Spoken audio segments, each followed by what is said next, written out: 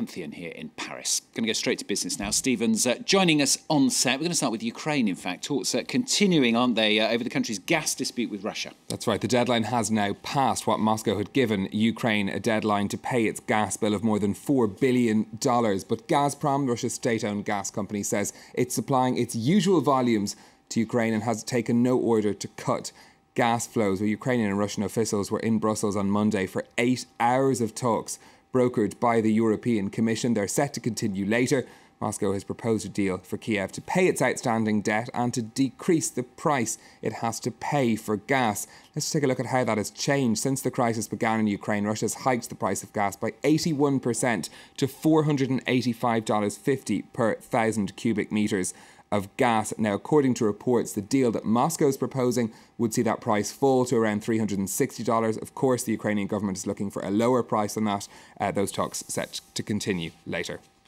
Now, next to the E3 video games convention, this is happening in Los Angeles. We've got Sony and Microsoft. They're kind of vying, really, to win over gamers, aren't they? Yeah, it's been called Console Wars, the battle between Sony's PlayStation 4 and Microsoft Xbox One. Both models launched last November, but Sony so far winning the battle for sales. 2 million more PS4s than Xbox One sold. Microsoft is hoping that it'll be able to use the E3 fair to do some catching up.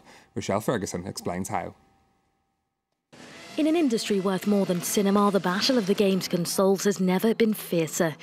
At an Xbox preview on Monday, Microsoft, who's been lagging behind its competitor Sony, shifted strategy, plugging upcoming titles for Xbox One and the Xbox 360. Unveiling the newest versions of games such as Call of Duty and Forza 2, the media giant made little secret of its ambitions.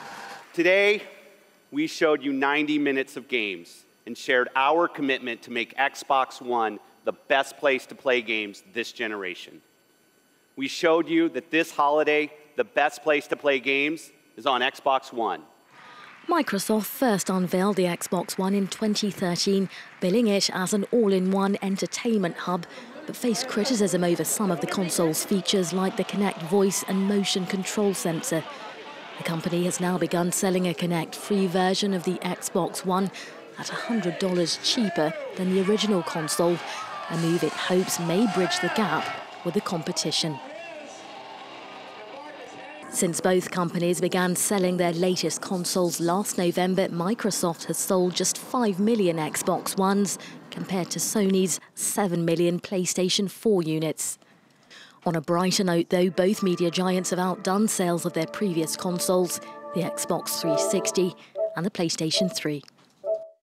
Let's take a look at what's happening on the markets now. Fairly mixed open here in Europe. Shares not entirely convinced which way to turn this morning. You can see Paris' CAC 40 just nipping into the green there. In Dublin, shares in Bank of Ireland are down over 4% after the US investor Wilbur Ross announced he was selling his 1.8 billion shares in the bank. That share price is very low. It's only around 26 cents per share, but it has still moved pretty significantly after that news. Over in Asia, record highs on Wall Street helped most of the Asian markets. As you can see, the Shanghai Composite up over 1%, but the Nikkei in Tokyo closed down 0.85%. Some companies news now, starting with a stock market operator that's launching on the stock market, funnily enough. Yeah, this is the company that runs the bourses in Paris, Amsterdam and other European cities. They hope to raise over 1.1 billion euros in an initial public offering of shares. Euronext will sell 42 million shares at between 19 and 25 euros each. It's going to sell them on the stock market. It runs from June 20th. Instagram users outside the United States will start seeing advertising in their feeds from later this year. The photo-sharing app is expanding the practice to users in Britain, Canada and Australia, working with just a handful of advertisers to begin with. The company, which is owned by Facebook, began selling ads directed at American users last year.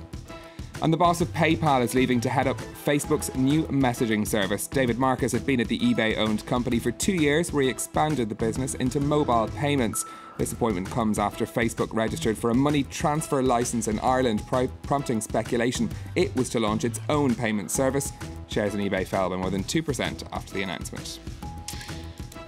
Now then, finally, someone we think anyway is in a lot of trouble at Facebook. This is after he or she gave users a bit of a sneak preview to its rivals, to Snapchat. Yeah, Snapchat is this really popular photo messaging service, which a lot of the social networks have been trying to get a piece of the act. We know that Facebook has been developing its own rival. It's called Slingshot, but unfortunately it looks like someone's fired the Slingshot a little bit too early on Monday as the app appeared on the iTunes store briefly before it was pulled by Facebook. We think that they've jumped the gun on where they expected that to go. A Facebook spokesperson confirmed that the release was accidental. They said they're very excited to get it out there, but it's not quite the right time yet.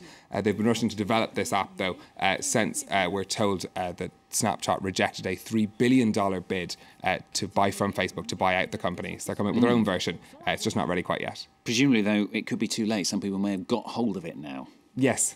OK, Stephen, we'll keep investigating.